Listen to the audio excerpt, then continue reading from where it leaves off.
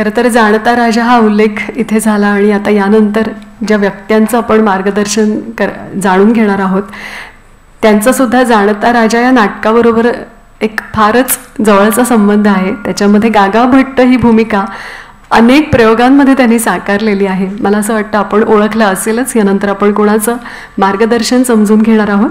वैद्य सुविनय दामले. खरं तर खूप मोठी ओळख आहे त्यांची. सिंधुदुर्ग जिल्ह्यातील कुडाळ येथे 23 वर्षांपासून आपण एक यशस्वी आयुर्वेदिक चिकित्सक म्हणून नावाजलेले आहात. खूप खूप स्वागत. आयुर्वेद व्यासपीठ या संस्थेच्या स्थापनेपासून राज्य कार्यकारिणी सदस्य आणि सध्या केंद्रीय समितीच्या उपाध्यक्ष पदावर आपण कार्यरत आहात. सर्वे भवन्तु सुखिनः, सर्वे सन्तु निरामयाः. सर्वांना निरामय जीवन लाभावं हेच आपलं ध्येय आहे, ज्यासाठी आजही आपल्या दवाखान्यात आपण वस्तू विनिमय पद्धत चालू ठेवलेली आहे. आणि वस्तू विनिमय या विषयावर पुणे इथे प्रतिष्ठित अशा टेड टॉक्स मध्ये व्याख्यान देणारे आपण एकमेव वैद्य आहात. आयुर्वेद जीवनशैली समाजातील प्रत्येकाने आत्मसात करावी याकरता सर्वार्थाने आपण प्रयत्नशील आहात. त्या दृष्टीने आहाराचे आपल्या दैनंदिन जीवनातील महत्त्व आपल्या लिखाणातून आणि वक्तव्यातून प्रभावीपणे सर्वांपर्यंत पोहोचवण्याचं काम आपण अखंडपणे चालू ठेवलेलं आहे. आपण आहारशास्त्राचे तज्ज्ञ आहात. आजच्या 21व्या शतकातील धावपळीच्या आणि तणावयुक्त जीवनात आहाराचे नियम दुर्लक्षित जात असून ते रोगाला आमंत्रित देणारे ठरत आहेत. प्राणः प्राणभृताम अन्नम तद युक्ताम निहंती असून विषम प्राणहरम तच्च युक्तियुक्तम रसायनम. अन्न प्राणीमात्रांचे प्राण आहे. अयुक्तीने म्हणजे सांगितलेल्या नियमांप्रमाणे न घेतल्यास ते विषाप्रमाणे प्राणाचा नाश करते. युक्तियुक्त म्हणजे नियमांना अनुसरून अन्न घेतल्यास ते रसायन म्हणजे टॉनिक ठरते, दीर्घायुकर ठरते. बदलत्या काळानुसार खाद्य संस्कृती बदलत चाललेली आहे. त्याबरोबरच वेगवेगळ्या तज्ज्ञांद्वारे आहाराबद्दल वेगवेगळ्या सूचना सुद्धा दिल्या जात आहेत. त्यामुळे जनसामान्यांच्या मनात संभ्रम निर्माण होतोय. आज आपण बदलती संस्कृती आणि बदलता आहार या विषयावर आपल्या तज्ज्ञ मार्गदर्शनाद्वारे आम्हाला योग्य ती दिशा दाखवावी. मी विनंती करते वैद्य सुविनय दामले आपल्याला आम्हाला मार्गदर्शन करावं. जोरदार टाळ्या आपण एकदा त्यांच्यासाठी वाजवा. माननीय नाईक साहेबांनी सकाळी सूत्र एका गोष्टी रूपात दिलेलं. वीज म्हणजे काय हे एका आप्ताने त्यांना सांगण्याचा प्रयत्न केला, परंतु त्यांना ते कळलं नाही. नंतर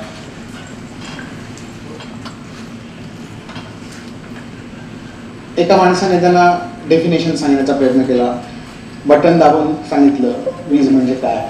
ही वीज अनुमान केलं त्याने की हे बटन दाबलं तर लाईट लागतो, याचा अर्थ या वायर मधने जे येतंय त्याला वीज म्हणतात. या दोन्ही गोष्टी ज्याला कळल्या नाही त्याला तिसरा उपाय प्रत्यक्ष बोट घालून बघा. आयुर्वेद म्हणजे काय हे असं समजलं. प्रत्यक्ष, अनुमान आणि आप्तोपदेश तिन्ही. आता मी शेवटचं म्हणून मी प्रत्यक्ष सांगितलं. आप्तोपदेश झालेला होता, अनुमान झालेलं होतं, आता प्रत्यक्ष.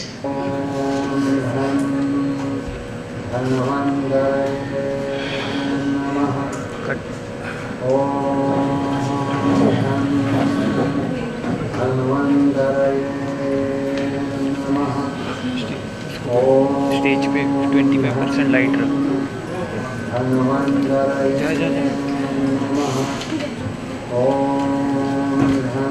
3:40 झाले, 4:40ला थांबायचं.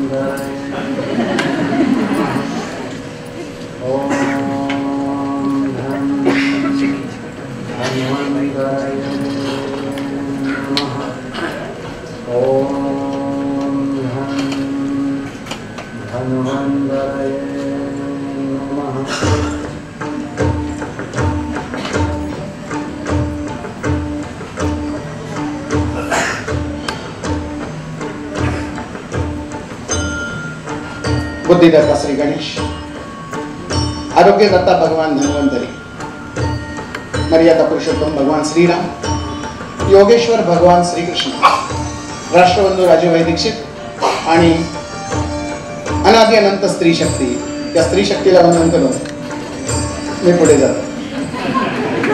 स्त्री शक्तीचं पूजन आधी कुंकू लावून केलं जातं. हळद आणि कुंकू हे सूर्य आणि चंद्र यांचं प्रतीक आहे. कॅन्सरमध्ये हळद खूप छान उपयोगी आहे. तसेच कुंकू सुद्धा अत्यंत चांगलं औषध सांगितलेलं आहे. म्हणून प्रत्येक सौभाग्यवतीचं हळदी कुंकू लावून स्वागत केलं जातं किंवा निरोप दिला जातो. आजकालच्या युवती हे हळदी कुंकू लावायला विसरतात. संस्कृती विसरत चाललेली आहे, म्हणून रोग वाढत चाललेले आहे. त्याची फक्त आठवण करून देतो आणि हिला कुंकू लावतो.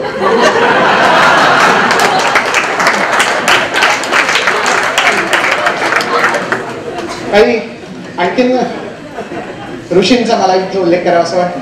Father of Hinduism Swami Vivekananda, father of maths Maharshi Aryabhatta, father of algebra Maharshi Bhaskaracharya, father of chemistry Maharshi Nagarjuna, father of atomic theory Maharshi Kanad, father of technology Acharya Bharadwaj, father of cosmology Acharya Kapil, father of astrology Acharya Varahamihira, father of dairy farm भगवान Shri Gopal Shrikrishna, father of cotton industry Maharshi Bhavana, father of Dhanurveda Acharya Dronacharya, father of Chaturveda Maharshi Vyas, father of व्याकरण Maharshi Panini, father of स्वराज्य Chhatrapati Shivaji Maharaj, father of yoga Maharshi Patanjali, father of agriculture Maharshi Parashar, father of economy Acharya Chanakya, father of law Maharshi Manu, father of management Samarth Ramdas Swami, father of surgery Maharshi Sushruta, father of medicine Maharshi चरक.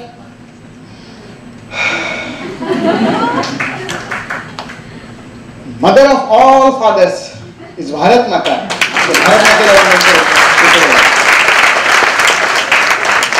पण विषय असा आहे की बदलती संस्कृती आणि बदललेला आहार. मी त्याला आणखीन एक शब्द जोडून घेतो. उपनिषदामध्ये सांगितलेलं आहे की अन्नाची कधी निंदा करू नये. अन्नाचं अत्यंत चांगलं, अत्यंत सात्विक वर्णन आपल्या उपनिषदांमध्ये आहे सांगितलेलं. पण आपला आहार जो आहे आपण इतका बदलून, इतका विकृत करून टाकलेला आहे की आमचं मूळ काय होतं हेच आम्हाला आठवण असं झालेलं आहे. आहार बदलला आणि त्यामुळे आरोग्य देखील बदललं. का बदललं? संस्कृतीचे संस्कार बदलले म्हणून बदललं. नेमकं संस्कार म्हणजे काय आहे? एका पिढीतून दुसऱ्या पिढी संस्कार वर्गात जाऊन कधी हे मिळत नाहीये, आपोआप जायला पाहिजे. हे म्हणजे संस्कार. एक प्रतिज्ञा आपण सगळेच जण म्हटलेली आहे. त्याच्यात ह्या 4 ओळी महत्वाच्या आहेत. माझ्या देशातल्या समृद्ध आणि विविधतेने नटलेल्या परंपरांचा, परंपरा म्हणजे काय हेच माहिती नाही, त्यालाच संस्कृती म्हणतात. ती थोडीशी आठवण बघूया. माझ्या डोळ्यात देखत ही अशी परंपरा बदलत चाललेली मला दिसते. अगदी एका पिढीमधला फरक मी सांगतोय. फार वर्षापूर्वीची गोष्ट सांगत नाहीये. 30-35 वर्षापूर्वीचा आहार आणि आत्ताचा आहार आणि 30-35 वर्षानंतर होणारा आहार, त्याचा आपण थोडासा विचार करत जाऊया. याच्यातलं भारतीयत्व महत्वाचं आहे असं मला वाटतं. हे सगळं जे लिहिलंय, इथे जे सगळे शब्द दिसत आहेत हे फक्त भारतामध्येच तुम्हाला मिळतील, अन्य कोणत्याही देशामध्ये मिळणार नाही. ही संस्कृती आहे. आणि त्याच्यातलं या आहार संकल्पनेमधला एक भाग मी आता तुम्हाला सांगणार आहे. आम्ही का बदललो? गुलामीत राहायची सवय लागली. सतत गुलामीमध्ये पाश्चिमात्यांच्या प्रचंड प्रभावाखाली आपण आहोत. गुलामीत असल्याचं ते प्रतीक आहे. मेकालेचं ते भाषण आठवण बघा. 2 फेब्रुवारी 1835 साली मेकालेने भाषण केलेलं आहे. तो म्हणतोय की मी भारतामध्ये सर्वत्र फिरलो, परंतु मला भारतात एकाही ठिकाणी भिकारी अथवा चोर दिसला नाही. याचा अर्थ बाकीच्या सगळ्या देशामध्ये त्याला भिकारी आणि चोर दिसत होते. प्रचंड संपत्ती मी भारतात पाहिली. पैसा, मनी असा शब्द वापरत नाही, वेल्थ असा शब्द तो वापरतोय. वेल्थ म्हणजे पैशाने श्रीमंत नाही, तर झाडं, जमीन, जुमलं, सगळं इस्टेट आपण ज्याला म्हणतो, हा सगळा वेल्थ मध्ये होतो. भारतात मी अशा उच्च दर्जाच्या संस्कृतीचे पालन करणाऱ्या व्यक्ती पाहिल्या. त्यांची तुलना मी माझ्या देशातील क्षुद्र मनोवृत्तीच्या लोकांशी कधीच करू शकणार नाही. भारतातील लोकांवर जर ब्रिटिशांना राज्य करायचे असेल तर सर्वात आधी भारतीयांची मूलतः असलेली आध्यात्मिक, नैतिक आणि सांस्कृतिक संरचना नष्ट केली पाहिजे.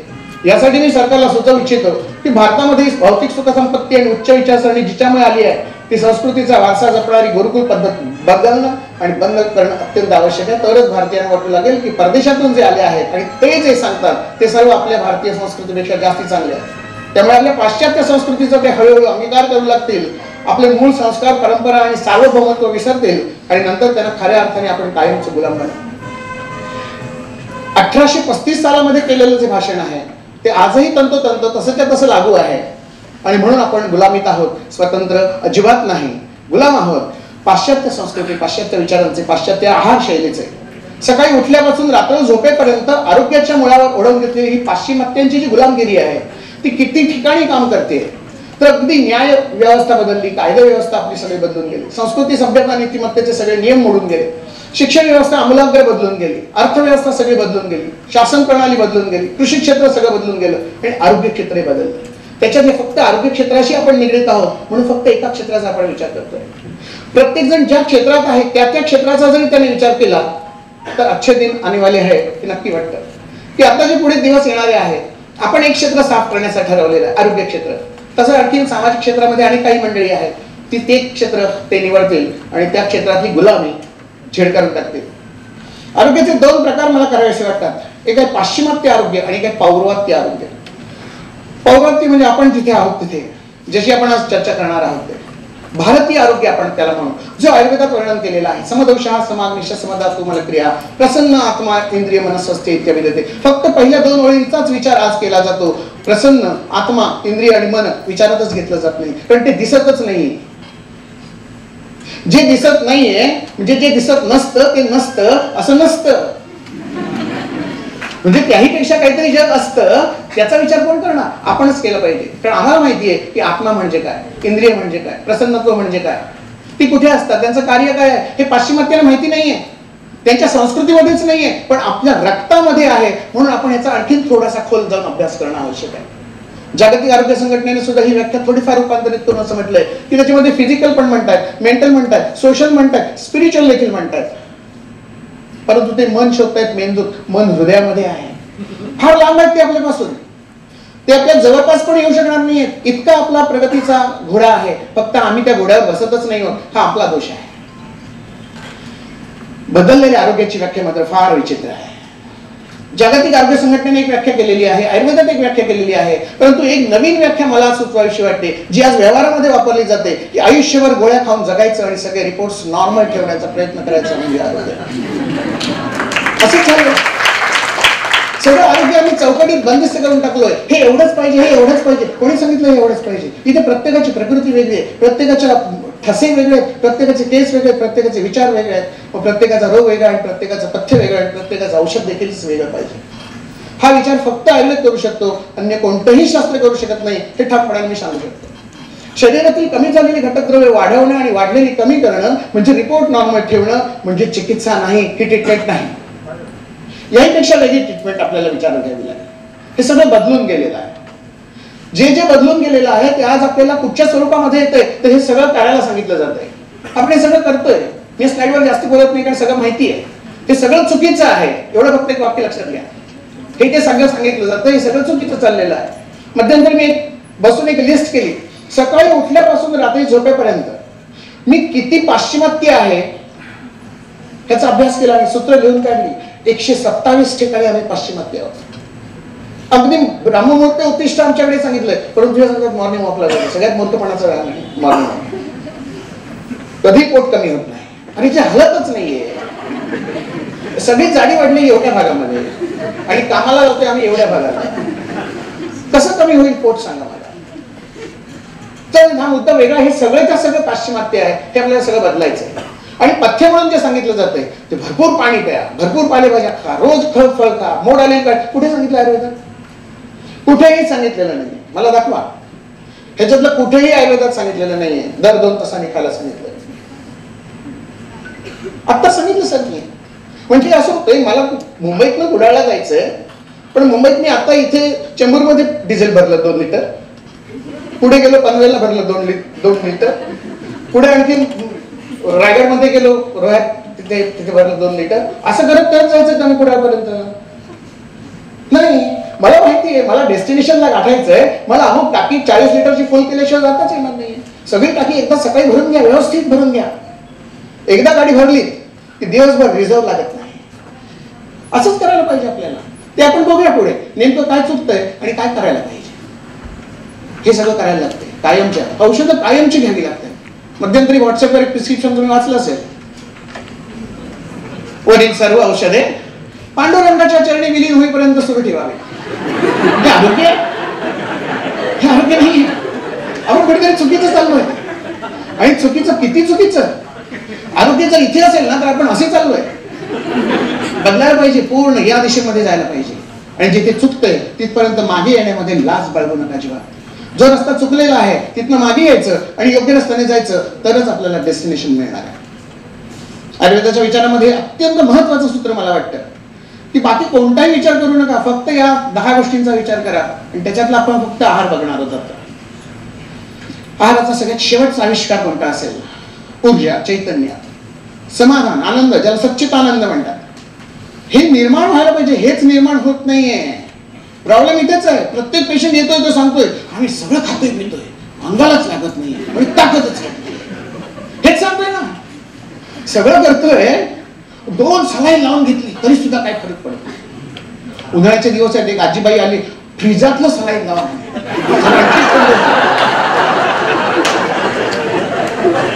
रुग्णांच्या बुद्धीचं कौतुक करावं तेवढं थोडं. काय काय शिकवतात ती.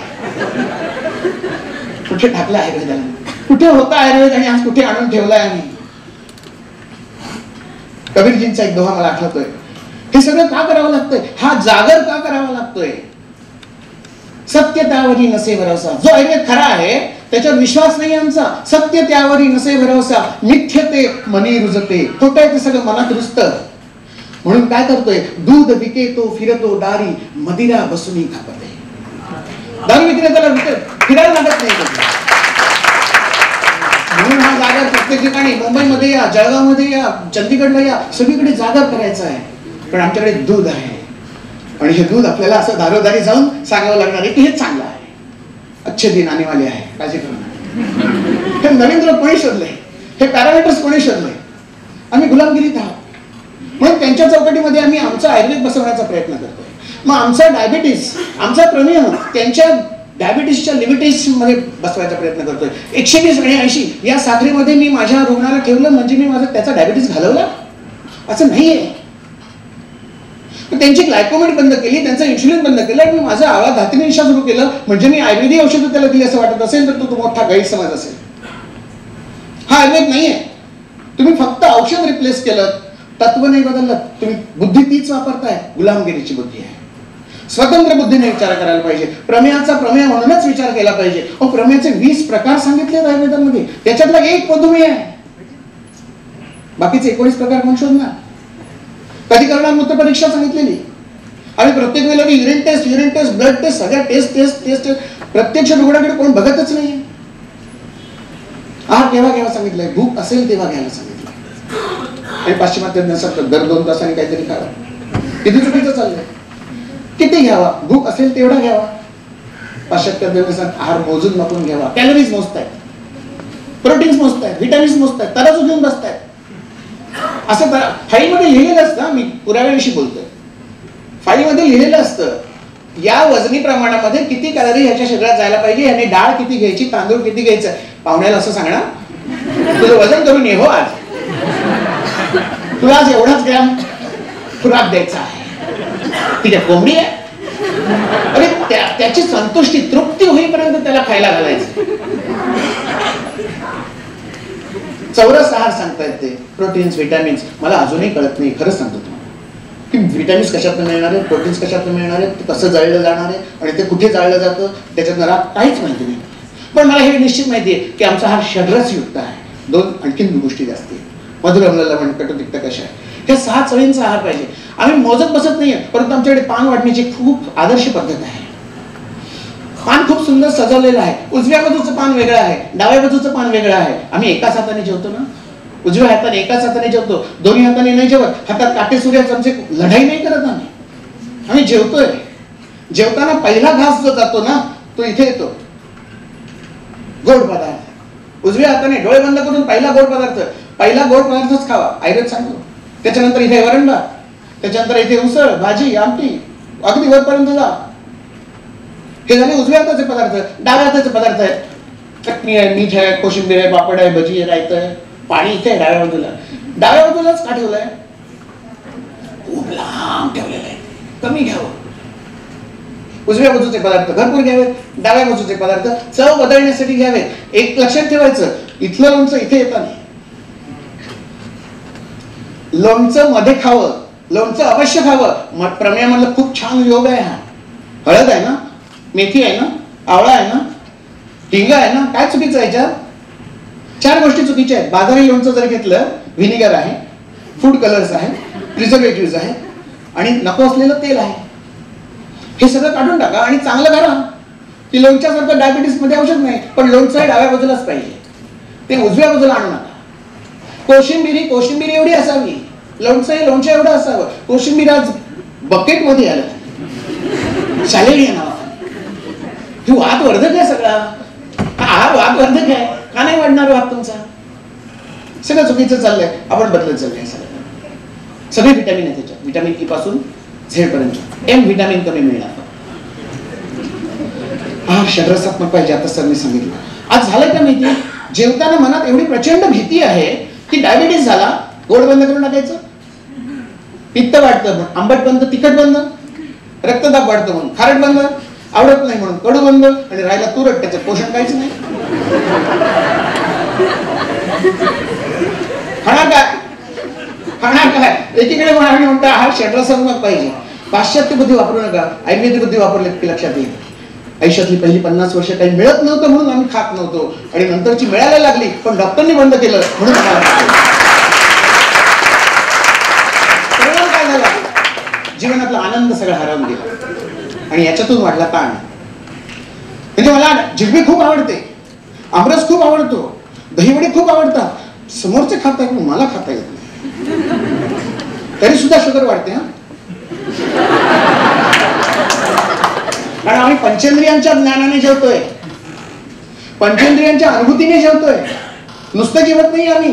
हे कर्मकांड नाहीये, ह्या सगळ्याचा आनंद घेत जेवतोय. पापड आहे आणि पापड तुम्हाला खायचा आहे. पापड 4 दिवसापूर्वी तळलेला आहे आणि असा तुटत नाही येतो, असा ओढून मोडून काढावा लागतोय. पापडाचा आनंद मिळेल? नाही मिळणार. कॅलरीज तेवढ्याच असतील ना, कॅलरीज तेवढ्याच असतील. चहा, गरम गरम चहा मी ऑफर केला असं वाटतंय त्यांना, पण तू चहावर साई आलेली आहे, 2 तासापूर्वीचा चहा आहे. आनंद मिळेल चहातला? नाही मिळणार, पण कॅलरीज तेवढ्याच असतील, कॅलरीज तेवढ्याच असतील. मला त्या इंद्रियांची तृप्ती होईपर्यंत भजी कशी पाहिजे, तो असा मस्त वास येणारी भजी पाहिजे. भज्यांचा वास आल्या आल्या तुमच्या मेंदूला, हे सगळे दूत आहेत त्याचे, कोणाचे? आत्म्याचे दूत आहेत ठेवलेले, त्याने एजंट आहेत. कोण कोण आत येतंय? फसवून तर आत येत नाही ना, फसवून काही घ्यायचं नाहीये म्हणून जीव आहे ठेवलेली मध्ये. ह्या सगळ्यांची अनुभूती घेत आत जायचंय, तेव्हा हे सगळं पचन पूर्ण होतंय. नुसतं जेवला आणि मोजून मापून खाल्लं म्हणजे पचन पूर्ण होत नाही. विरुद्धाने हा सगळा प्रकार सगळ्यांना माहिती आहे. सगळेजण सांगतोय, आपण युक्तीने सांगणं आवश्यक आहे. आज व्यवहारामध्ये कोल्ड्रिंक्स भरपूर प्रमाणात पिली जातात. त्याचा एक प्रयोगही सगळ्यांना माहिती आहे. ती एका बाटलीमध्ये मेंटॉसच्या 4 गोळ्या टाका आणि त्याच्यातला फवारा होणारा जो असतो ना, कारंजा तयार होतो. 8 ते 10 फूट उंचीचा कारंजा तयार होतो. करून बघा प्रयोग. बाटली काचेची वापरू नका, फुटते. प्लास्टिकच्या बाटलीमध्ये बूज काढा आणि मेंटॉसच्या 4 गोळ्या टाका, हा फवारा तयार होतो. खाल्ल्या लगेच जर मेंटॉसच्या गोळ्या खाल्ल्या तर पोटाची आतडी फुटून जात आहे. ब्राझीलमध्ये 2 मुलं मेली तेव्हाही लक्षात आलं. मग ही कोल्ड्रिंक्स विष आहे हे आम्हाला माहिती आहे, तरी सुद्धा आम्ही ऑफर म्हणून एमडी मध्ये घेतोय. पाणी पिण्याचे काही नियम आहेत सांगितलेले. पाणी पिताना कसं प्यावं, तर एक तर मातीच्या मडक्यातलं, पितळीच्या, तांब्याच्या, नाहीतर काचेचं, याच भांड्यातलं पाणी प्यावं. आणि पाण्यावर कंट्रोल असावा. आहे पाणी मिळतंय फुकट म्हणून प्यायचं, फुकट सुद्धा नाही मिळत. पूर्वी भारतामध्ये दूध आणि पाणी फुकट मिळत होतं, परंतु आज विकत घ्यावं लागतंय. पाणी कसं पिऊ नये हे आपल्याकडे सांगितलेलं आहे. कधी उभ्याने पिऊ नये. उभ्याने पाणी पिलं की पाणी बसतं पोटात. मध्यंतरी मी एका ठाणे स्टेशनवरच होतो, तिथे असा बूट टाय घातलेला एक माणूस आला. त्याने बाजूच्या दुकानात ती बाटली घेतली पाण्याची, तो असा खाली बसला आणि त्याने वरनं पाणी ओतलं आणि हाताने प्यायला. तो असं पाणी प्यायला. दुसऱ्याच्या ओंजळीने नाही पाणी प्यायला, स्वतःच्याच ओंजळीने पाणी प्यायचं. ती बाटली उष्टी नाही केलेली किंवा वरनही नाही ओतलेलं. त्याला मी विचारलं की आपने ऐसा क्यों किया? मुझे मालूम नहीं, मेरी नानी कहती थी कि पानी उकड़ बैठ के ही पीना चाहिए, नहीं तो घुटनों में दर्द होता है.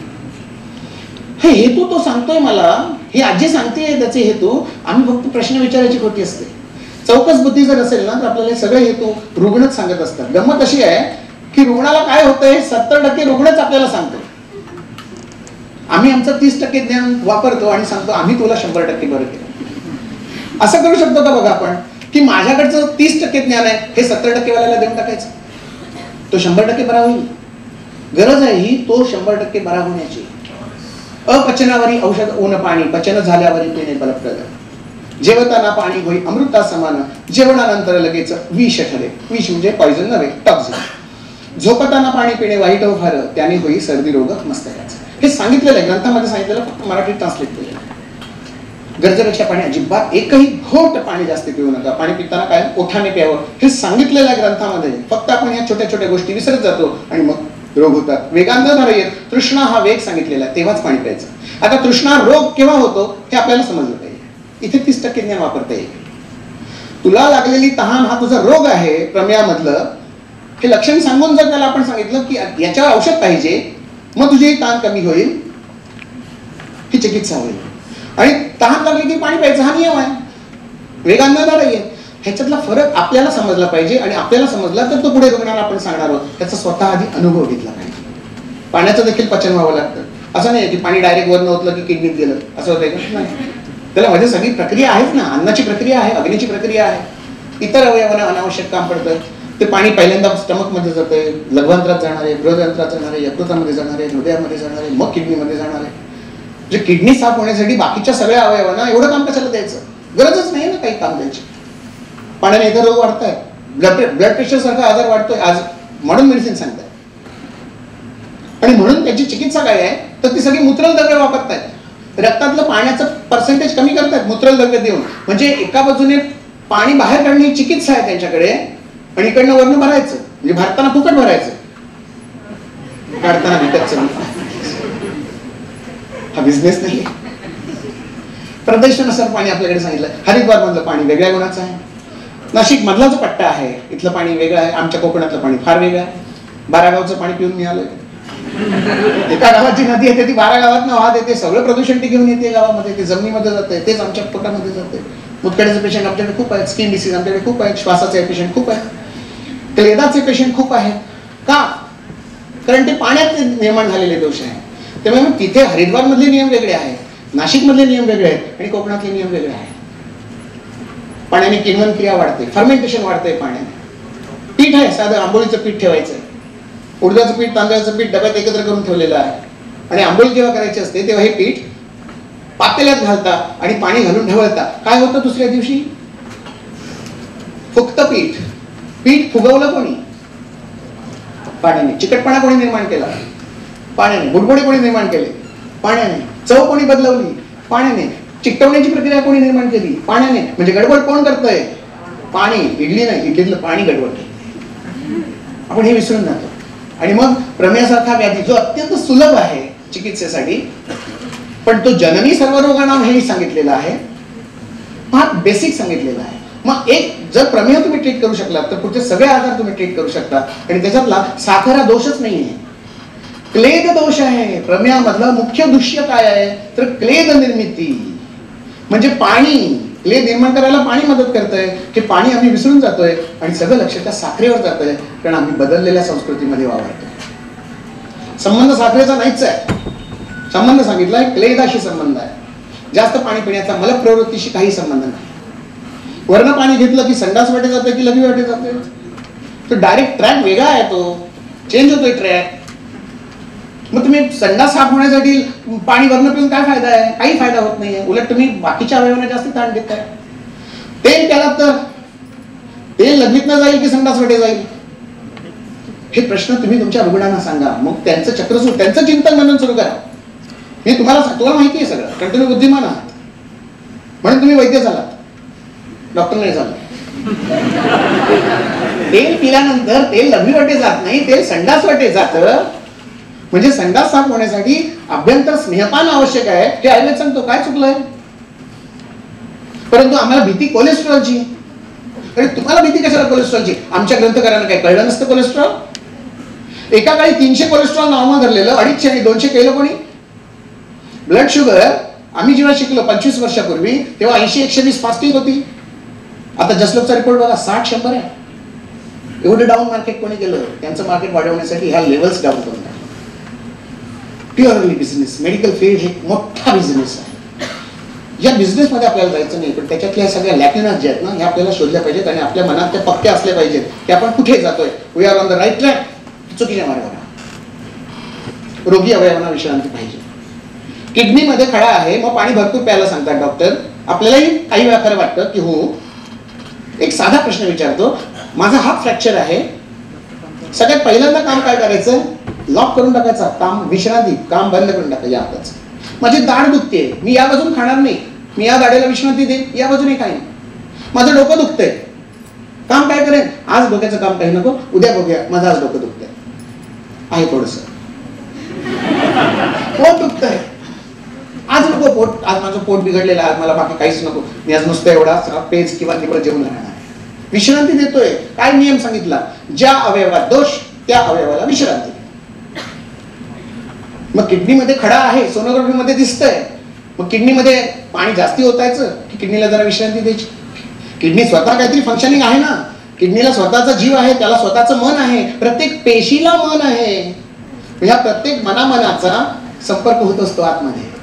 प्रत्येक पेशी एकमेकांना सांगत असते माझ्याकडे असं जरा बघ, मला असा प्रॉब्लेम आहे, असं सांगत असते. सगळ्या पेशींची देवाणघेवाण विचारांची होत असते. आणि म्हणून तर माझा हात जेव्हा जळत्या उत्पत्तीला लागतो तेव्हा हात मागे खेचला जातो, कारण या पेशींमधनं माझ्या मेंदूला समजतं की इथे हात जास्त वेळ धरला तर धोका आहे.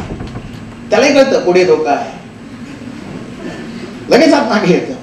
पेशींमधला हा संवाद आहे. हा संवाद कधीतरी त्या पेशींचा आपणाशी करून घ्यायचा आणि या मनाचा विश्वमनाशी संपर्क करून घ्यायचा. ही जी देवाणघेवाण आहे ना, ही समजणं आवश्यक आहे. मग त्या किडनीला विश्रांती पाहिजे, मग पाणी जास्ती देऊ नका. गरज असेल तेव्हा किडनी डिमांड करेल तुमच्याकडे, तेव्हाच द्या ना.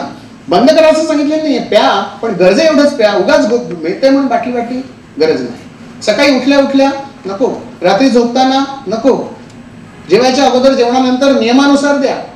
बाकी सगळं पाणी जेवता जेवता मध्ये प्या.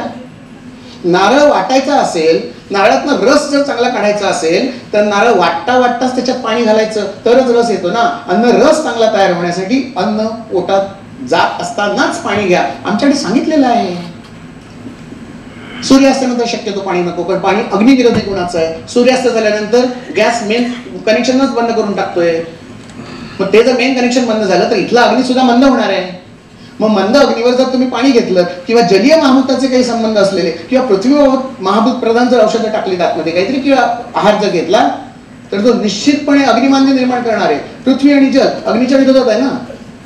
मग ही दोन महाभूत टाकू नका. मग वायवीय द्रव्य, आकाशीय द्रव्य जरूर घ्या किंवा अग्नितत्वात्मक द्रव्य घ्या. कधी? सूर्यास्तानंतर, गरज लागली तर. अतिशय स्पष्ट शब्दात इथे म्हटलेलं आहे, स्वस्थ व्यक्तीने सुद्धा शरद आणि ग्रीष्म ऋतू सोडून पाणी अल्प अल्प प्यावे. पिबेत स्वस्थोपीच्या अल्पशा, इतका स्पष्ट उल्लेख केलेला आहे. मग आम्ही त्यांच्या नियमाने का पाणी पितो आणि का रुग्णांना सांगतो? आमच्या पालेभाज्या खा, भरपूर खा पालेभाज्या, बारीक होता येतो म्हणे. पालेभाज्यांवर प्रचंड रसायन आहे. मुंबई मधल्या पालेभाज्या बघा कुठे तयार होतात त्या.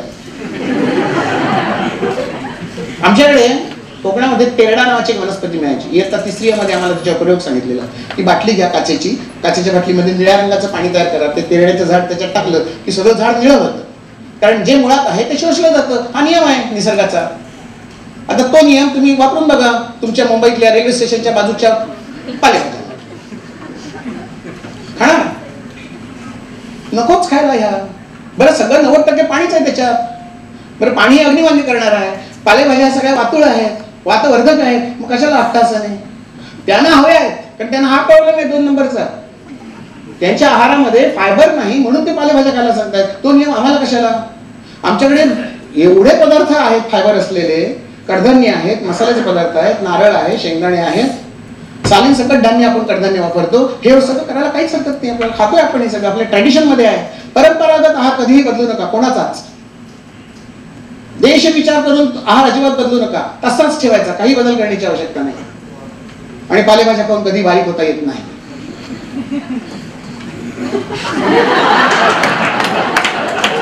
बघितलं बारीक? एक जण तरी बारीक दिसतो. आयुष्यभर पालेभाज्याच खात आले, एकही बारीक नाही.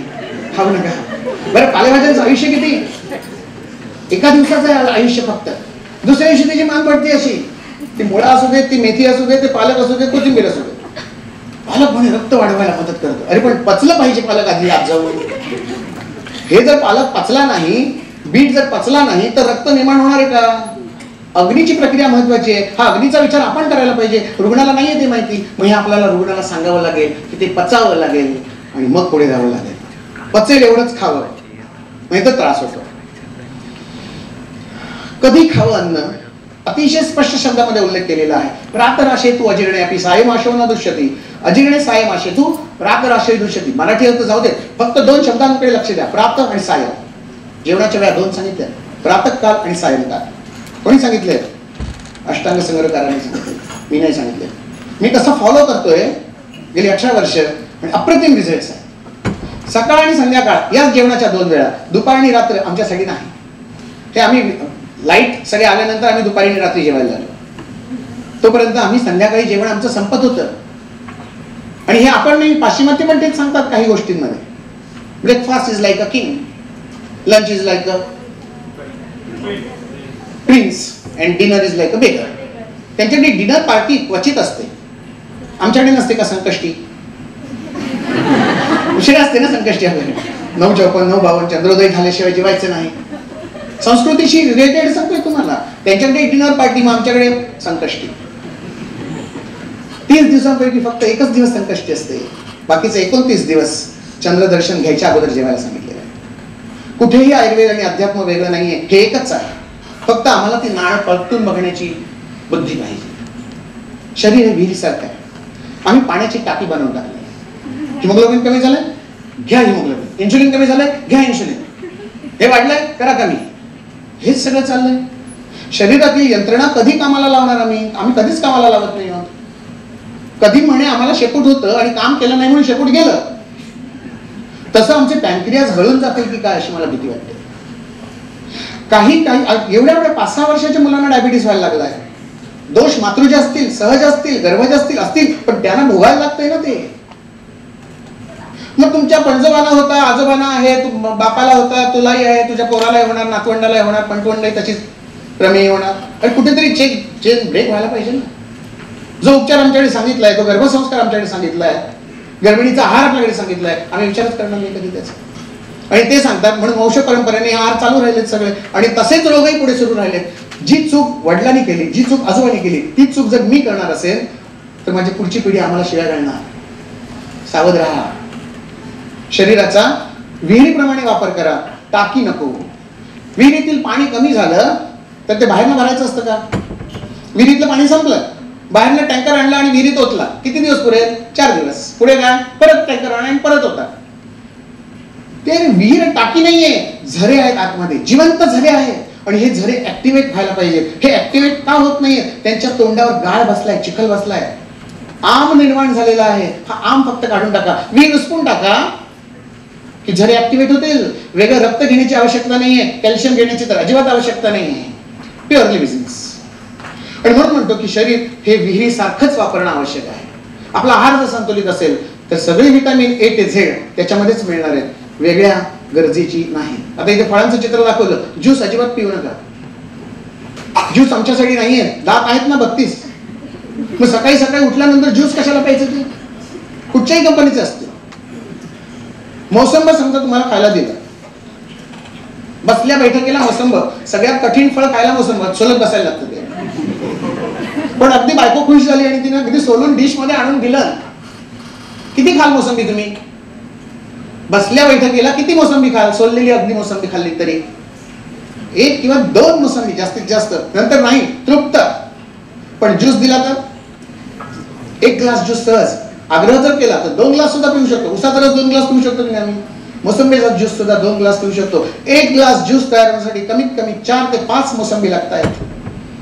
असे जेव्हा तुम्ही 2 ग्लास ज्यूस पिताय त्याचा अर्थ तुम्ही 8 ते 9 मोसंबी पोटात घालताय, जेव्हा गरज फक्त 2च मोसंबींची आहे.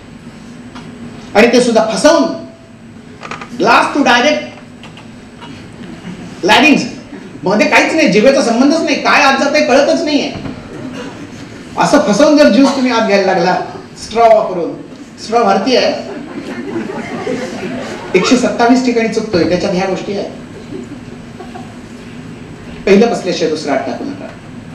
पहिलं पचू देत जरा, मग दुसरं आत टाका. सांगितलेलं आहे, ग्रंथात सांगितलेलं आहे, वेगळं काही नाही सांगत. एक गोष्ट सांगतो फक्त, एक बेकरीवाला आहे आणि बेकरीवाल्याच्या समोर अशा बरण्या ठेवलेल्या आहेत, शेव, चिवडा, फरसाण, नानकटाई सगळं. तो शेव काढून देत जातो. एक वेळ अशी येते की त्याच्या बरणीत खाली शेव शिल्लक राहते, त्याचा हात पुचत नाही खाली, ती शेव खालीच राहते तशीच. मग तो बेकरीवाला काय करतोय, एक कागद घेतोय, ती बरणी त्या कागदावर रिकामी करतोय, जुनी शेव खाली काढतोय, ती बरणी जागेवर ठेवतोय, नवीन पिशवी उघडतो आणि आत टाकतो. आणि वरची जी रिकामी जागा असेल, या रिकाम्या जागेमध्ये जुनी शेव वर भरून ठेवतो. का? जुनी शेव संपली पाहिजे पहिल्यांदा.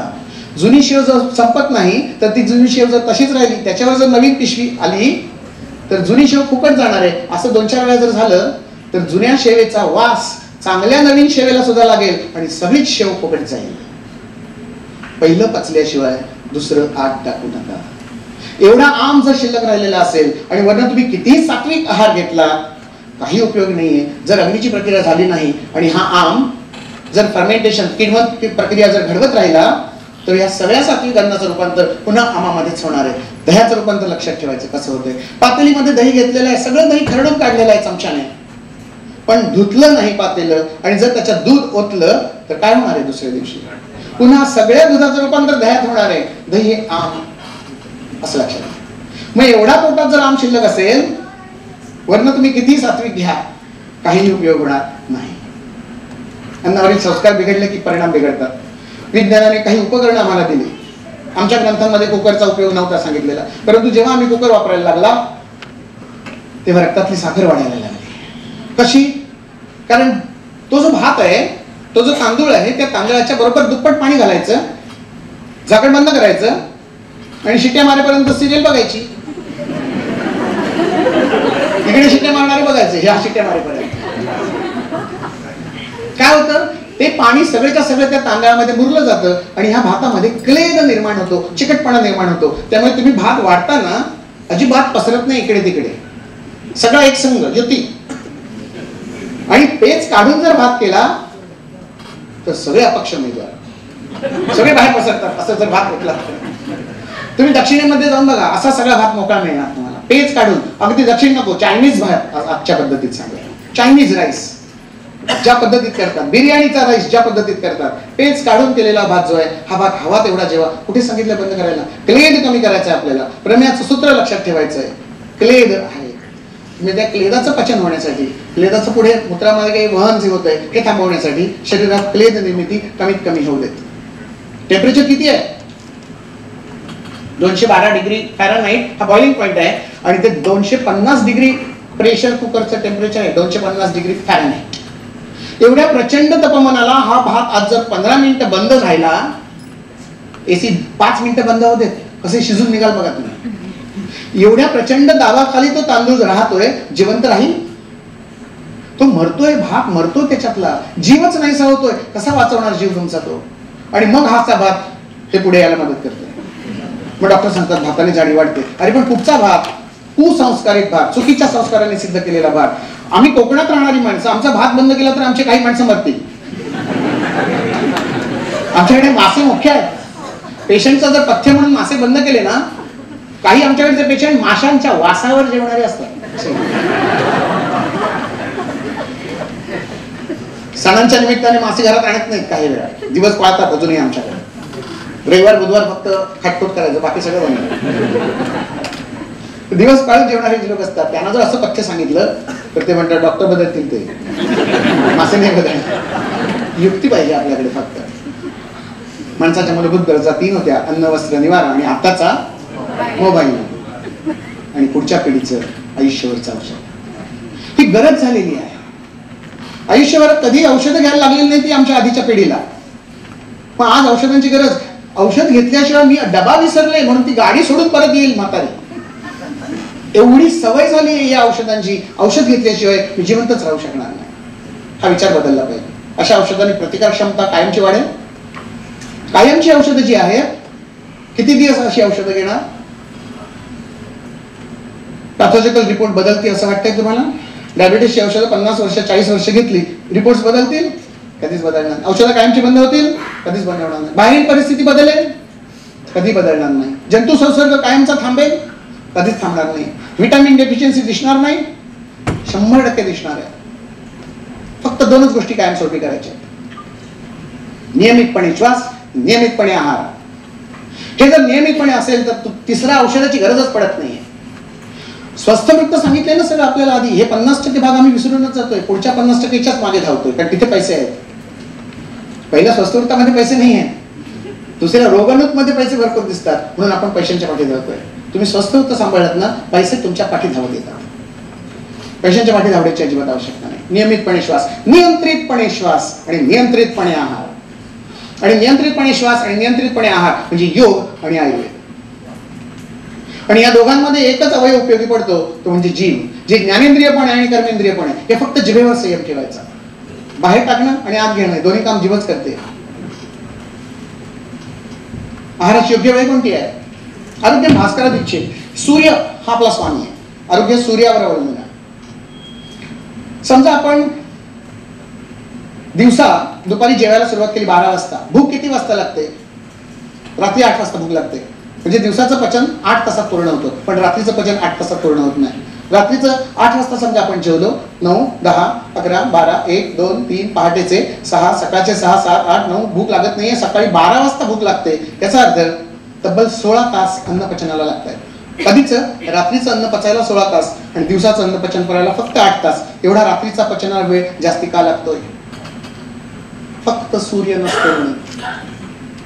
याचं उत्तर फक्त सूर्य आहे. सूर्य नाहीये म्हणून.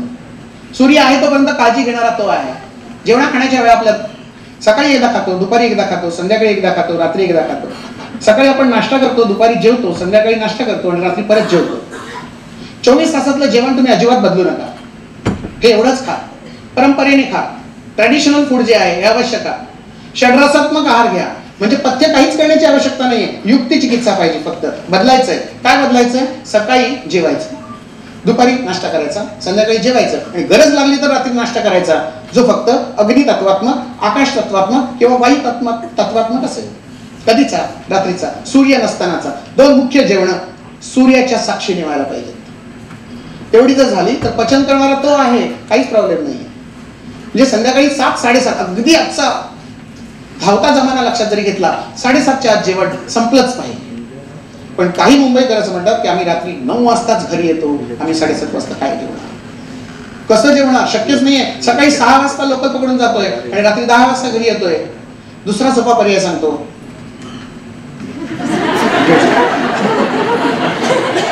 जेवूच नका.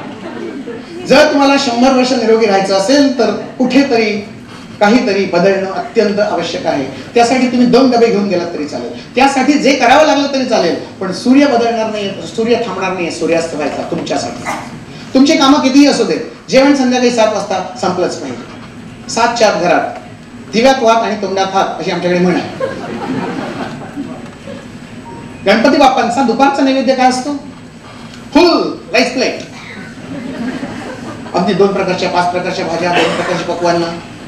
आणि गणपती बाप्पाला संध्याकाळचा नैवेद्य काय असतो?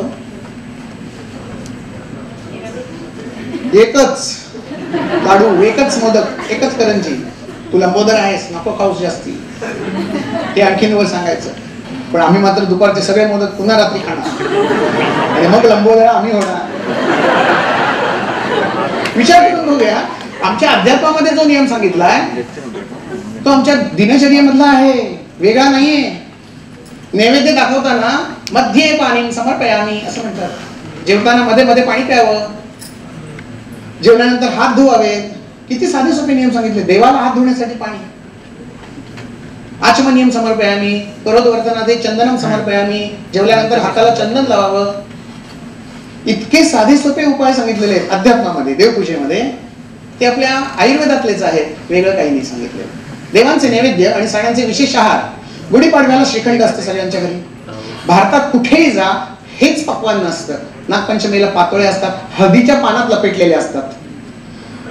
गणपतीचे मोदक जे असतात हे केळीच्या पानात उकडलेले असतात किंवा हळदीच्या पानात उकडलेले असतात. उकडलेले मोदक असतात, तळलेले नसतात. तळलेला फराळ दिवाळीचा. ऋतू बदलला. संक्रांतीला गुळपोळी असते आणि होळी पौर्णिमेला पुरणपोळी असते. होळीला पुरणपोळी असते. ऋतूनुसार तिथीनुसार सण आपल्या संस्कृतीने सांगितले, विशिष्ट सणानुसार विशिष्ट आहार सांगितला आहे आणि या आहाराचा पुन्हा शरीरावर होणारा परिणाम देखील सांगितला आहे. आज काय होत आहे? आज बाजारात केव्हाही जा, वर्षाचे 12ही महिने 24 तास सगळेच्या सगळे पदार्थ उपलब्ध आहेत. लाडू हा पूर्वी फक्त लग्नामध्येच होता आणि म्हणून त्याला महत्व होतं त्या लाडवाला. आज लाडू तुम्हाला पान टपरीवर लाडू मिळत आहेत, पान टपरीवर तुम्हाला चकल्या मिळत आहेत, शेव चिवडा फरसाण उपलब्ध आहे. दुनिया एवढी आहे, परिस्थिती कधीही बदलू शकणार नाहीये. हे असंच चालणार आहे. बदलायला पाहिजे, आम्ही मनस्थिती बदलली पाहिजे. हे पदार्थ जरी असले तरी मी त्याचा उपभोग किती घ्यायचा आणि मी कुठे थांबायचं हे मला समजलं पाहिजे, तर मी 100 वर्ष जगणार आहे, नाहीतर नाही. अकबर आणि बिरबलाच्या गोष्टीमध्ये एक प्रश्न अकबर बादशाह विचारतोय की ते पान का सडलं, घोडा का अडला, भाकरी का करपली. या प्रश्नाचं उत्तर एकच आहे. तसं रोगांची संख्या का वाढली, झालेला रोग का कमी होत नाही आणि आयुष्यभर औषधं का घ्यावी लागतात, याचं उत्तर एकच आहे. संस्कृतीचा विचार न करता वेळेत न जेवल्या. एकच उत्तर आहे फक्त, बाकी कोणताही विचार करण्याची आवश्यकता नाही.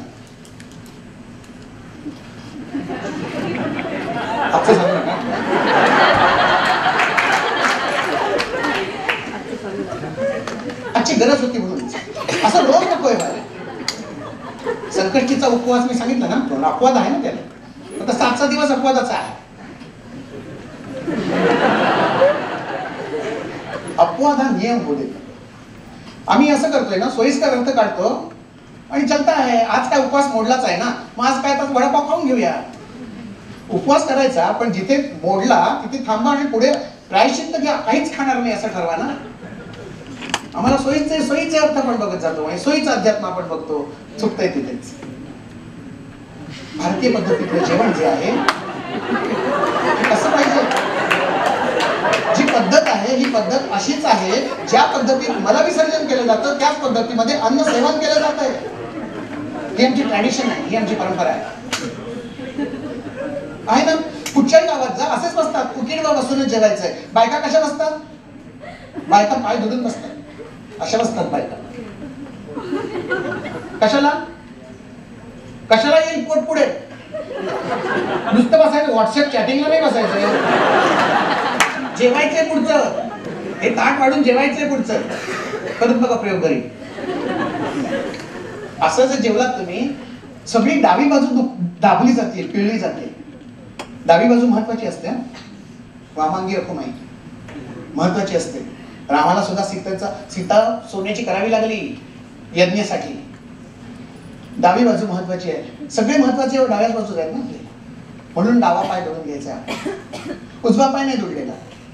ते 2च अवयव एक्स्ट्रा, एक लिव्हर आणि दुसरा अपेंडिक्स, एवढंच. ते काढलं तरी चालतं. इथे महत्वाचे अवयव आहे. पॅन्क्रियास आहे, डायबिटीसचा, हृदयरोग आहे, जठर आहे, पक्वाशय आहे, संपूर्ण किडनी आहे. हे सगळे महत्वाचे अवयव डाव्या बाजूला आहेत. त्यामुळे डावी बाजू दाबली जाणं, पिळली जाणं महत्वाची. पोट हलणं आवश्यक आहे, पोट चिरडलं जाणं आवश्यक आहे आणि यासाठी मी आता सांगितलं या पद्धतीत बसणं आवश्यक आहे. भारतीय बैठकीतलं आम्ही जेवण विसरूनच गेलेलो आहोत. आज जेवायला आम्हाला टेबल खुर्चीच घरात लागते. मग कसं मस्त असतं ना, असं बसायचं, टेबल असं आणि त्याच्या आत जायचं परत. म्हणजे पोट खाल्लं कधी पुढे ते लक्षात नाही आमचं. वस्तुस्थिती आहे. पण टेबल खुर्ची बंद करायची का घरातली? नको. टेबल खुर्ची वर मांडी घालून बसता येईल की नाही? वर नको आपली, पण खुर्चीवर तरी मांडी घालून बसता येईल. अरे तेवढं 1.5 हाताचं अंतर राहतं मध्ये, तेवढं 1.5 इंच तरी पोट कमी जाईल. कमी करत बघा. शरीर देखील बॅटरीवर चालतं. शरीरामध्ये ऊर्जा असते. हा इन्व्हर्टर आहे शरीरामध्ये मोठा, कुठे मला माहित नाही, शोधावा लागेल. परंतु हा जो इन्व्हर्टर आहे शरीरामधला, हा चार्जिंग होत असतो. सूर्योदय ते सूर्यास्त या वेळेमध्ये 12 तासामध्ये हे चार्जिंग सुरू आहे आणि ही बॅटरी या चार्जिंगवर पुढे 12 तास काम करणार आहे. बॅकअपवर काम सुरू होणार आहे. कधी? सूर्यास्तानंतर. लाईट गेल्यानंतर इन्व्हर्टर सुरू होतं ना, मग आमचा मुख्य स्रोत सूर्य तो बंद झाला. आता माझं शरीर बॅटरी बॅकअपवर गेलं. बॅटरी बॅकअपवर जेवढं कमीत कमी काम करता येईल तेवढं कमीत कमी काम करून घ्यायचं असतं. आणि जर फुल एनर्जी तिथे संपवून टाकली तर तुम्हाला जेव्हा आवश्यक आहे तेव्हा एक इमर्जन्सी कॉल सुद्धा करता येणार नाही. फोन तुमचा ऍपलचा असू दे नाहीतर नोकियाचा असू दे. बॅटरी महत्वाची आहे. बॅकअपवर काय काय कामं करायची? पेशीतील तयार पोषकांश संपूर्ण पेशींपर्यंत पोहोचवायचे, पेशीतील टाकाऊ भाग गोळा करायचा आहे, जुन्या पेशींना विघटित करायचंय, मृत पेशींना योग्य जागी नेऊन टाकायचंय, टाकाऊतून टिकाऊ करायचं असेल किंवा मलाच्या द्वारे बाहेर टाकायचं असेल, रोगजंतूंना मारायचं असेल, नवीन पेशी तयार करायच्या असतील, रोगप्रतिकार क्षमता वाढवायची असेल, शरीराचा मनाशी समन्वय घडवायचा असेल, हे काम फक्त रात्रीच्या वेळेला, शांत वेळेला, जेव्हा शरीर आणि मनातल्या सगळ्या पेशी हे एकमेकांशी समन्वय साधू शकतात, बाहेरची कामं बंद झाल्याशिवाय हे होणार नाहीये. आणि म्हणून रात्रीच्या वेळेला शटडाऊन केलं जातं, तुम्हाला झोपवलं जातं. का झोपवलं जातं?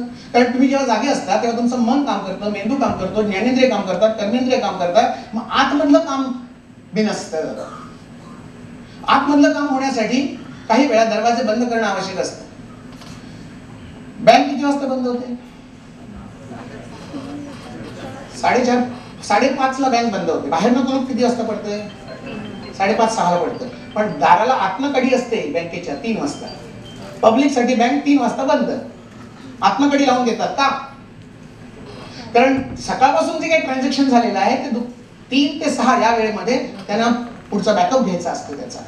नाहीतर दुसऱ्या दिवशी सकाळी परत 10 वाजता बँक सुरू होणार नाही. यासाठी दरवाजा बंद करणं आवश्यक आहे. आणि हा आमच्या शरीराचा दरवाजा सूर्यास्तानंतर हळूहळू हळूहळू क्लोजिंग स्टेट मध्ये येतो आणि तुम्हाला झोपवतं शरीर. आता तुम्ही झोपा, मला आतली कामं करायची आहे. मुलांना झोपवल्यानंतर कसं आपल्याला मस्त काम करता येतं, तसं मोबाईल चार्ज होत असताना त्याच्याकडनं हेवी काम करून घ्यायचं. आता तुमचे सगळे मोबाईल जवळजवळ 23% पर्यंत बॅटरी डाऊन झालेली आज दिवसभर वापरल्यामुळे, चार्जिंग कुठेच नाही आज झालेलं. आता काय झालं? त्यामुळे काय झालं? तुम्हाला व्हिडिओ बघता येणार नाही, फोटो सेंड करता येणार नाही, गाणी ऐकता येणार नाही. का? चार्जिंग संपत आलेला आहे. कोणत्याही क्षणाला डूब होऊ शकतंय. आणि म्हणून काय करायचंय? पुरवून वापरायची बॅटरी. त्यामुळे हेवी काम करायचं नाही. इन्व्हर्टरवर तुम्ही इस्त्री चालवाल का? गिझर चालवाल का? फ्रीज सुरू ठेवाल का? नाही. अगदी मिनिमम वर्क त्याच्याकडनं करून घ्यायचं. तसंच शरीर चार्ज होत असताना त्याच्याकडे हेवी काम करून घ्यायचं. सूर्योदय ते सूर्यास्त चार्जिंग सुरू आहे, हेवी काम करून घ्या. म्हणून सकाळ आणि संध्याकाळ 2 वेळे जेवा. कारण सगळ्यात मोठं काम पचनाचं, विघटनाचं, पुढे ढकलण्याचं, ह्याला सगळ्यात जास्त एनर्जी संपते. पचनाशी संबंधित असलेली एनर्जी संध्याकाळी वापरून तिथपर्यंत वापरा आणि नंतर ती सेव्ह ठेवा. हे शरीराचं एक घड्याळ आहे, ज्याला आपण बायोलॉजिकल क्लॉक म्हणतो. 3 काटे फिरण्यासाठी आपली 16 चक्र फिरावी लागतात. तर हे 3 काटे फिरणार आहेत. एकच काटा नाही फिरू शकत कधीच. जसं घड्याळ तसंच शरीर आहे. हे समजून घेण्याच्या गोष्टी आहेत. पचनासाठी स्थूल अवयव, 13 अग्नी, मलक्रिया, सूक्ष्म मन आणि आत्मा हे सगळं काम करत असतं, तेव्हा पचन पूर्ण होतं. नुसतं वर्ण घेतलं आणि एन्झाईम्स मिसळली म्हणजे पचन पूर्ण होत नाही. अग्नीची प्रक्रिया महत्वाची आहे. पचन कसं होतंय? भूक लागते, आहार घेतला जातो, पचन होतंय, सारकिट्ट विभाजन होतंय. ह्या सार भागामधलं पोषकांशसाठी वापरलं जातंय. किट्ट भाग मलातून निर्मिती होते, मलांना शरीराबाहेर टाकलं जातंय, पोषकांश शरीरात पेशींपर्यंत पोहोचतायत, नवीन पेशींची निर्मिती होती आणि ऊर्जा निर्मिती होते. यालाच मागाशी मी म्हटलं सच्चित आनंद. पचन बिघडले की पोटात चिकटपणा तयार होतो. चिखल कसा होतो? माती आणि पाणी एकत्र आले की चिखल होतो. मातीत खेळायला आवडतं, पाण्यात खेळायलाही आवडतं, चिखल नको असतं. चिखल कोणी केला? पाण्याने केला. या पाण्याचा चिकट पाण्याशी खूप जवळचा संबंध आहे. 4 पदार्थ तुमच्या समोर ठेवले: आमटी, भात, चपाती, भाकरी. ह्याच्यात सगळ्यात पहिल्यांदा फुकट जाणारा पदार्थ आमटी आहे. 1.5 दिवसात आमटीला वास येतो. भात 2 दिवसात खराब होतो. भाकरी 3 दिवसात खराब होते. आणि चपाती आणि भाकरी 4 दिवसानंतर सुद्धा चांगली राहते. या पदार्थातलं पाणी कमी होत गेलंय. माझी वेळ संपत आली म्हणून बहुतेक माईक वरनं मला सिग्नल नाही. बोलू अजून थोडा वेळ बोलू. ज्या पदार्थातलं पाणी कमी होत जातंय तो टिकाऊ आणि ज्या पदार्थातलं पाणी जास्ती तो टाकाऊ. पालेभाज्यांचं उदाहरण लक्षात घ्या. ज्या पदार्थात पाणी जास्ती तो टिकाऊ, टाकाऊ. ज्या पदार्थातलं पाणी कमी तो टिकाऊ. शरीरात पण तसंच. ज्या शरीरात पाणी जास्ती तो टाकाऊ, लवकर फुकट जाईल, आम निर्मिती होईल, प्लेट निर्मिती होईल, कोणत्याही रोगामध्ये तो रूपांतरित होईल. ज्या पदार्थात पाणी जास्ती तो पदार्थ लवकर कुजतो, कारण पाणी अग्निविरोधी गुणाचे आहे. जंतू संसर्ग पाण्यामध्येच होतो. डासांची वाढ कुठे होते? डासांची वाढ पाण्यामध्येच होते. झुरळांची उत्पत्ती कुठे होते? पाण्यामध्येच होते, पाण्याच्या जवळपास होते. चंद्रावर यानं का पाठवले जातात? पाणी शोधण्यासाठी, जगता येईल की नाही हे बघण्यासाठी. जीव जर जगायला पाहिजे असेल तर पाणी आवश्यक आहे. या सूक्ष्म जीवांना देखील तेच, ज्याला आपण इन्फेक्शन म्हणतो, इन्फेक्शन कमी होण्यासाठी शरीरातलं पाणी जर कमी करता आलं तर जेवढं पाणी कमी होईल तेवढे जंतू लवकर मरणार आहेत. डास कमी करण्यासाठी पाणी काढून टाका, पाण्याचे साठे नष्ट करा असं सरकार पण सांगतंय. मग शरीरामध्ये असे जे जंतू जात आहेत, जो विषय सरने सांगितला, शरीरातील पाण्याचे साठे कमी करत जा. अग्नीवर पाणी पडलं तर अग्नी विझतोच, मग सकाळी सकाळी पाणी कशाला प्यायचं? गरम पाणी असू देत, गार पाणी असू देत, मध पाणी असू देत, उकळतं पाणी असू देत, चुलीत घातलं की चूल विझणार आहे, हा जर साधा नियम आहे, मग पाणी ढोसत कशाला बसायचं सकाळी? संध्याकाळी घेतलेलं पाणी रात्री झोपेपर्यंत बाहेर पडलं पाहिजे. 7 वाजता समजा आपण जेवलो तर 7 ते 8, 9 आणि 10 हे 3 तास अन्न पचनासाठी मिळतात. आणि लघवी वाटे सगळं सगळं पाणी काही अंश शिल्लक राहील, परंतु मोस्ट ऑफ द वॉटर शरीरातनं एक्सक्रीट केलं जातं, बाहेर काढून टाकलं जातं. आणि शरीरातलं पाणी रात्रीच्या वेळेला कमी असणार आहे. रात्रीच्या वेळेला जर पाणी कमी तर इन्फेक्शन लवकर आटोक्यात येणार आहे, प्लेग लवकर आटोक्यात येणार आहे. अन्न पचनाला पुरेसा वेळ मिळाला नाही तर अन्नाचं रूपांतर चरबीत किंवा चिकटपणात होतं. पचन पूर्ण झालं की क्लेद निर्मिती होणारच नाही आणि ज्याच्या मलक्रिया उत्तम तो निरोगी. आहाराचं योग्य पचन झालं तर साखर जाळली जाते आणि ऊर्जा निर्माण होते, अन्यथा क्लेद किंवा आम तयार होतो. हे आम्हाला जर बाहेर काढायचं असेल तर एक उदाहरण लक्षात घेऊया. आता पावसाचे दिवस सुरू होत आहेत, घराच्या बाजूला पाण्याचे साठे तयार होतील आणि हा पाण्याचा ओलसरपणा घरात आतमध्ये जमिनीला किंवा भिंतीला येतोय. डायरेक्ट स्रोतच कोणतं नाहीये जमिनीपासून भिंतीमध्ये किंवा जमिनीमध्ये जाणार, परंतु जे केशाकर्षण आहे पेशींमध्ये त्या कणाकणाला लागत पाणी जे आत येतंय, त्यामुळे आतली जमीन ओली होते आणि आम्हाला त्रास होतोय. काय करता येईल? घराच्या बाहेर मोठे चर खणायचे, खड्डा खणायचा, इकडचं तिकडचं पाणी सगळं त्या खड्ड्यात ओढलं जायचं, ज्याला सोकपीठ असं आपण म्हणतो. बाहेर जर मोठा सोकपीठ असेल तर आतमध्ये पाणी ओल येत नाही. सोकपीठ म्हणजे आकाश माहूत आपण तयार करून घेतलं आणि इकडचं तिकडचं सगळं जलमाहूत आहे, आपोआप त्या खड्ड्यामध्ये ओढलं जातं. जिथे खड्डा आहे तिथे पाणी ओढलं जातं. असा खड्डा पोटात तयार व्हायला पाहिजे. असा खड्डा जर या स्त्रोतसांमध्ये तयार झाला, सगळा आम जर निघून गेला तर आजूबाजूच्या स्त्रोतसांमधलं, आजूबाजूच्या शाखांमधलं, आजूबाजूच्या अवयवांमधलं सगळा जलांश जो आहे, हा सगळा जलांश मधल्या आकाश महाभूतामध्ये एकत्र येईल आणि त्याला खालून किंवा वरून जो मार्ग जवळचा मिळेल या मार्गाने बाहेर काढता येईल. साधं सोपं सूत्र सांगितलंय ग्रंथकारांनी, तेच सांगितलं मी, वेगळं काही नाही, फक्त चित्र वेगळं दाखवलं. असा खड्डा पोटात तयार व्हायला पाहिजे. 12 तास खायचं, 12 तास पचवायचं, पोटात भुकेचा खड्डा तयार व्हायला पाहिजे. न पचलेलं अन्न देखील सहजपणे पचून जातं, आपोआप भूक वाढते आणि पचन सुधारतं. निसर्गाचे नियम सगळ्यांसाठी सारखेच आहे. निसर्गातील सगळे प्राणी दिवसा खातात आणि रात्री झोपतात. निशाचर प्राणी रात्री खातात, दिवसा झोपतात. नियम तोच आहे. सकाळी 7 ते संध्याकाळी 7 काही पथ्य करू नये, संध्याकाळी 7 नंतर काहीच खाणे पिणे करू नये. 2च नियम पाळायचे, जे निसर्गाचे नियम आहेत, जे आपल्या संस्कृतीचे नियम आहेत. तेच मी फक्त आयुर्वेदाच्या दृष्टीने कसे सिद्ध होत आहेत ते सांगण्याचा मी प्रयत्न केला. कावळा काहीही खातो, कसंही खातो, केव्हाही खातो, कुठचंही खातो, किडलेलं खातो, विष घातलेलं खातो, गटारातलं खातो, पचवायला तो 12 तास देतो. 12 तास खातो आणि 12 तास पचवायला देतो, म्हणून तो काहीही खाऊ शकतो. कावळाच नाही तर चिमणी, कबूतर, कोणी कुठचेही पशुपक्षी बघा आणि त्याचा परिणाम सगळे कावळे एकाच आकाराचे दिसतात. तुम्ही जगात कुठेही जा, हा नियम मोडणार नाही येत नाही. तुम्ही अमेरिकेतला कावळा बघा, जपान मधला बघा, ऑस्ट्रेलियातला बघा, भारतातला बघा, मुंबईतला बघा, नाही तर आमच्या कोकणातला बघा, सगळे कावळे. कावळा म्हणजे एकाच आकाराचा, व्हरायटी नाही दिसत त्याच्यात. त्या पशुपक्ष्यांमध्ये हत्ती म्हणजे हत्तीच, एकही हत्ती तुम्हाला बारीक नाही दिसणार. ट्रेडिशन आहे, त्यांची वंश परंपरा आहे. आमचंच पक्ष बिघडलं सगळं. गावठी कोंबड्या कसं खातात? गावठी कोंबड्या सकाळपासून संध्याकाळपर्यंत खातात. कधी झोपतात? संध्याकाळी 6-7 वाजता सूर्यास्त झाला की त्या आपल्या खुरड्यामध्ये जातात आणि डोळे बंद करून निश्चित बसून राहतात. 12 तास बसून राहतात ते. पोल्ट्रीतली कोंबड्या कशा खातात? त्यांना भीती नाही, कोंबड्यांना त्या संरक्षित आहेत. मान फक्त खाली घालून फक्त खात राहायच्या, व्यायाम काहीच नाही. एवढ्याशा कोरड्यामध्ये 100 पक्षी असतात, हलायला पण जागा नाही त्यांना. व्यायाम अव्यायाम. वजन वाढत जातंय, वजन वाढत जातंय. कसं खातात? खात राहतात, पाणी सुद्धा तिथे बाजूला ठेवलेलं असतं आणि त्यांना भरपूर कॅल्शियम युक्त खा खा खा खा खात राहा तुम्ही, फक्त रात्रीचं सुद्धा खात राहा. त्यामुळे रात्रीचं त्यांना झोपायला अजिबात देत नाही. काय करतात,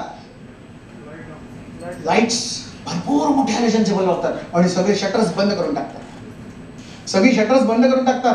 सूर्यास्त झालेला त्यांना कळायला देत नाही. निसर्गाच्या नियमाच्या विरोधात त्यांना वागायला भाग पडतात. संध्याकाळनंतर कुठचेही पक्षी खात नाहीत. या नियमाच्या विरोधात जेव्हा ही कोंबडी जाते तेव्हा या कोंबडीचं वजन वाढतं. किती वजन वाढतं? मी जाऊन सर्वे केला.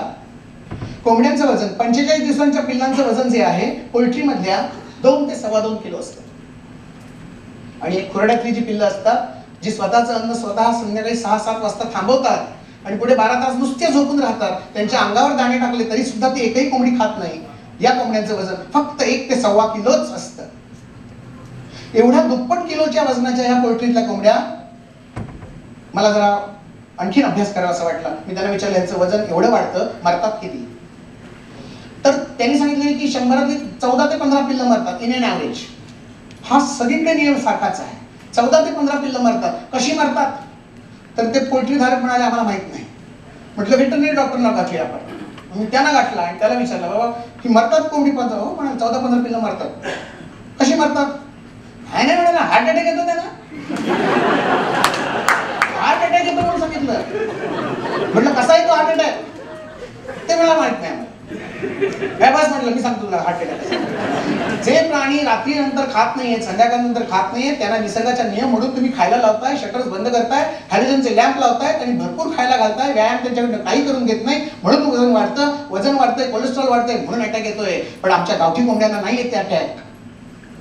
खुरड्यातली जी कोंबडी आहे या कोंबड्यांचं वजन फक्त 1.25 किलोच असतं. निसर्गाच्या नियमाने जातात, सूर्यास्तानंतर काहीच खात नाहीत आणि त्यांचं मरण सुद्धा नाही. 4 गोष्टींना त्यांना घाबरावं लागतं. एक तर घार खाऊन जाते, एक नागोबा येऊन खाऊन जातो, दुसरं कावळा कुत्रा कोंबडी खाऊन जातो, नाहीतर माणूस खाऊन जातो. 5वा रोग नाही, हार्ट अटॅक नाही येत त्यांना. विचार करूया, सूर्यास्तानंतर खाल्ल्यामुळे वजन वाढतंय, आम्ही मात्र रात्रीचं विकतचं खातोय आणि डॉक्टरांचं पोट भरतोय. आपण सगळे डॉक्टर आलो तरी सुद्धा मी हा विधान अगदी जरूर करेन की आधी आपलं आरोग्य सुधारा. पेशंट नंतर. आधी मी स्वतः फिट पाहिजे, मी स्वस्थ पाहिजे, मला कोणताही आजार नको. हे जर स्वतः असेल, अनुभव घेतलेला असेल तर तुम्ही रुग्णांना ट्रीट करू शकणार, नाहीतर ट्रीट करू शकणार नाही. तुम्ही म्हणणार प्राण्यांचं तुम्ही सांगताय, माणसांचं काय? लमाणी माणसांची गोष्ट सांगतो. ही लमाणी बाई जी होती, या लमाणी बाईला मी जेव्हा भेटलो तेव्हा बाईने सकाळी 9:32 काढलेला फोटो आहे. भात आणलाय, भाकरी आणली. आमच्या घराच्या बाजूचं एक काम चालू होतं, मी वरनं फोटो काढला, झूम करून बघितला, त्यांचा डबा शोधला मी. डब्यात काय आहे? आयुर्वेदाची दृष्टी अशी दुसऱ्यांच्या डब्यात फिरते. मी म्हटलं तुमच्याकडे काय जेवण आहे? तर त्यांनी सांगितलं आमटी आणि भात. कधी केलाय? रात्री केलाय. आणि या भाकऱ्या म्हणाले आम्ही बुधवारी केल्या, आम्हाला बुधवारची सुट्टी असते. वार होता सोमवारचा, म्हणजे बुधवार, गुरुवार, शुक्रवार, शनिवार, रविवार आणि सोमवार 6 दिवस जुनी भाकरी ती खात होती. म्हटल्या भाकऱ्या फुकट गेल्या नाही, बघूया जरा भाकऱ्या. पण मी भाकरी बघितली तर त्याचा आवाज आला मोडल्याचा पापडासारखा. एवढी भाकरी कडकडीत झालेली होती. म्हटलं एवढी कुरकुरीत भाकरी कशी झाली? ते मला माहित नाही. काय प्रिझर्वेटिव्ह वापरतात?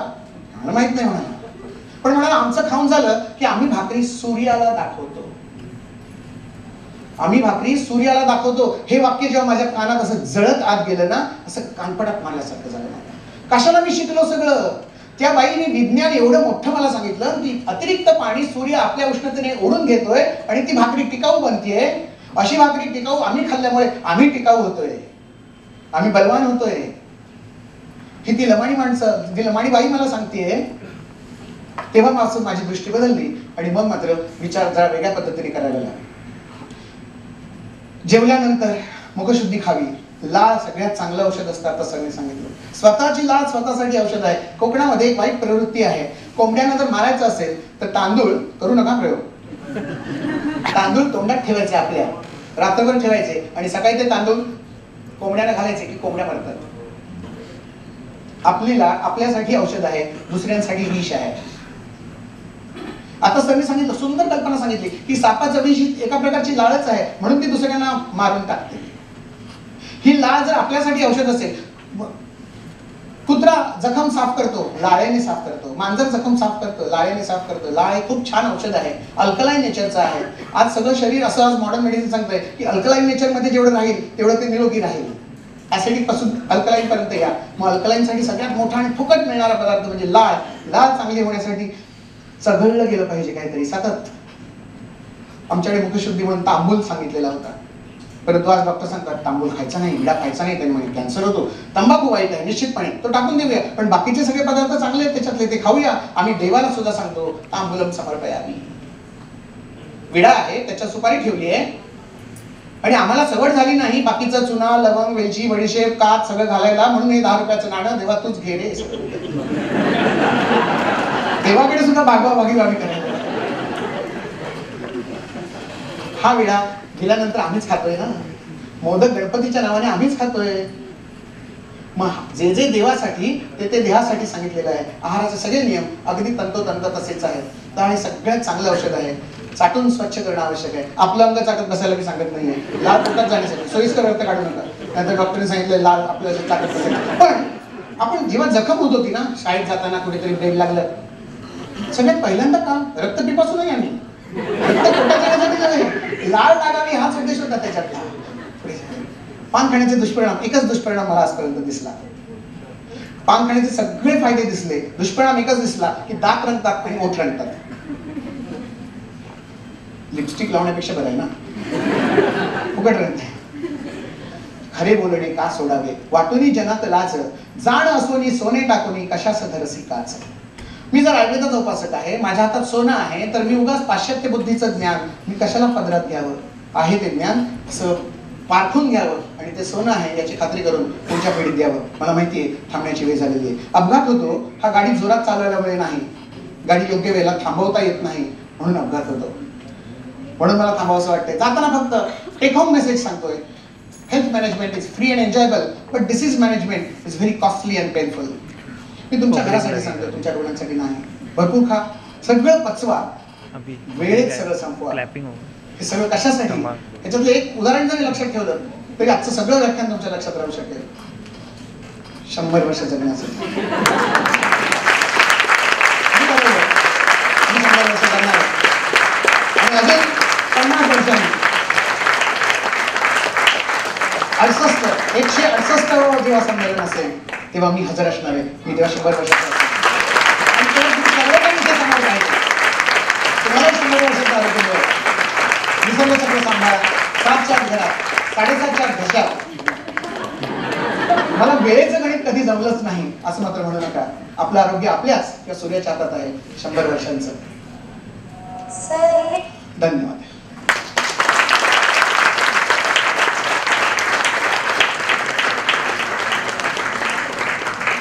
दामले सर, इतकं काही भरभरून तुम्ही आज सांगितलेलं आहे.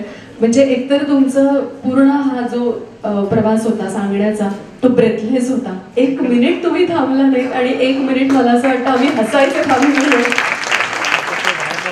पण नुसतं रंजन नव्हतं, तर ते रंजनाबरोबर असे डोस दिले तुम्ही की आता मला असं वाटतं प्रत्येकाचा ब्रेन वॉश झालेला आहे. यानंतर खरंच तुम्ही सांगितल्या पद्धतीनं तो आहार तसा घेण्याचा प्रयत्न मी सुद्धा नक्की करेन. म्हणजे बऱ्याच चुकीच्या समजुती होत्या माझ्या सुद्धा या कार्यक्रमाने आणि या सांडू ब्रदर्सने आयोजित केलेल्या या कार्यक्रमामुळे मला हा एक मिळालेला खूप मोठा असा आजचा भाग आहे असं मी म्हणू शकेल. यानंतर मी director of Sandu brothers private limited Umeshji Sandu यांना विनंती करेन की आपण स्टेजवरती येऊन वैद्य सुविनय दामले सरांचा सन्मान करावा. मानचिन्ह देऊन आपण त्यांचा सत्कार करतो आहोत आणि जोरदार टाळ्या होऊ दे.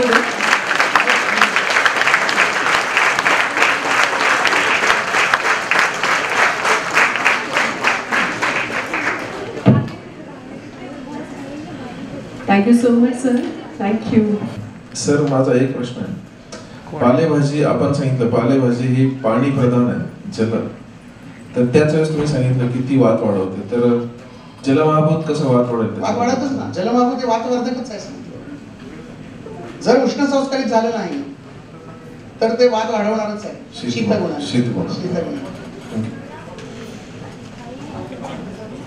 आमच्याकडचा भाग पेच काढून बनवलं जातं.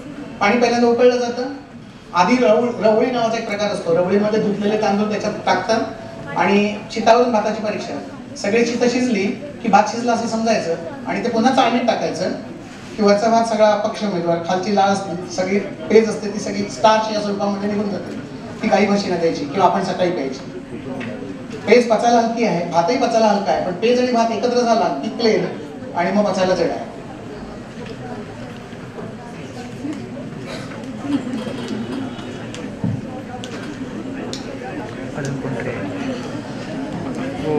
इंग्लिश वाला. Thank you very much. The way you presented the whole things in such an interesting way that even a layman can easily understand and they will be easily very much benefited. Only for your kind information, you have to revise the number of years which a man is expected to live. Since the ages we have been always under the impression that the man can live up to 100 years. This is the general impression that has been there.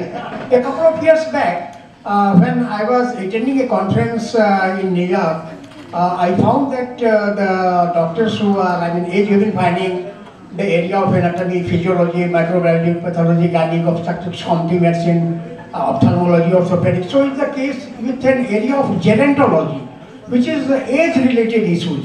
And they have already indicated that by 2030, it's a very important one, although I have already filed a story relating to this one in New York Times earlier, that a man can live up to 1,000 years. By 2030, they have already predicted the timings that a man can live up to 1,000 years. But the only difference is that after every 20 years, you have to rejuvenate the cells which have been there in a dying stage. So I will be simply requesting you that you may have to probably change and revise the dates which we have been normally, since the ages anticipating that a man can live up to 100 years merely. Okay. आणखीन जगू आपण सगळ्यांनी. अजूनही काही सिद्ध साधू हिमालयाच्या गुहेमध्ये आहेत ज्यांचं वय 200-250 वय असू शकतं आहेत असं सांगितलं जातं, असं ऐकलं जातं, असं वाचलं. सरांचा अनुभव त्याच्यात जास्त. Thank you so much Damle sir.